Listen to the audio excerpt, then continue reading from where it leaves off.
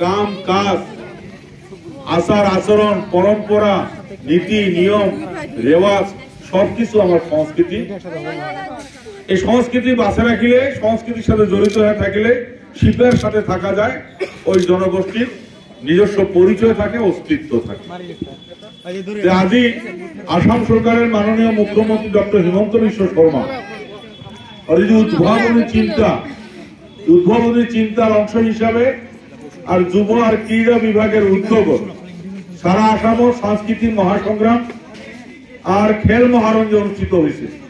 এটা একটা উদ্ভাবনী চিন্তা। আমার গাঁও জায়গা যেগুলো আমার প্রতিভা আছে, খেলাধুলার প্রতিভা, গীত নাম নৃত্যর প্রতিভা, এই প্রতিভাগুলা কিভাবে বাহির করে নিয়ে আসি, পরিচয় করে দেওয়া যায়, এর জন্য আসাম সরকারের যেটা এই আসনিটা নিচ্ছে, এই আসনিটা সাংঘাতিক ভাল আসনি। আমার বহুত মানুষ বুঝি না পায়, কিন্তু বুঝি পাবা লাগবে। এই যে আমার আজকে জলেশ্বর সমষ্টি ভিত্তিক যে প্রতিযোগিতা হয়েছে, আমার জাগার ছাওয়া নৃত্য গীত, জ্যোতি সঙ্গীত, রবীন্দ্র সঙ্গীত, বিষ্ণুরাভা সঙ্গীত প্রথম স্থান পাইছে। এটা মারাত্মক গৌরবের জিনিস আমার জন্য। আমার যাই হারিয়ে গেছে ওইও হতাশ হবা না লাগে। আমি অনুরোধ করি আমার শিল্পীগুলা প্র্যাকটিস রাখবো, চর্চা রাখবো, রেওয়াজ করা লাগবো। যাই নৃত্য করে নৃত্য প্র্যাকটিস করবো, যে গান গায় গানের রেওয়াজ করবো ভাল করি।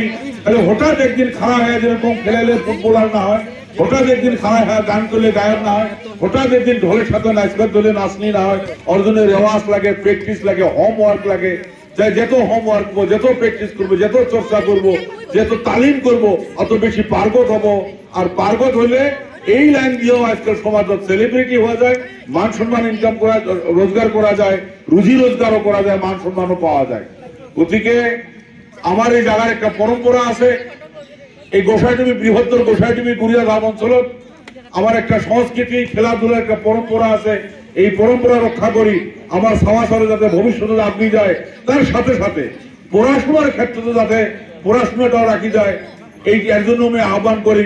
আমরা যাই যতই করি না কেন, সাথে সাথে আমার যে পড়াশোনা গভীরভাবে আমার পড়াশোনা করা লাগবো।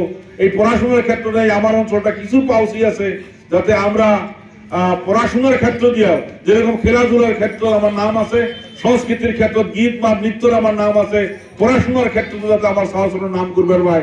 ওর জন্য আমি সবাইকে আহ্বান করি, অভিভাবক অভিভাবিকা আমার ছাত্র যুবক যুবতীকে আহ্বান রাখিয়া সবাই সুস্বাস্থ্য কামনা করি। মুই মোর চমু বক্তব্যতে শেষ করব।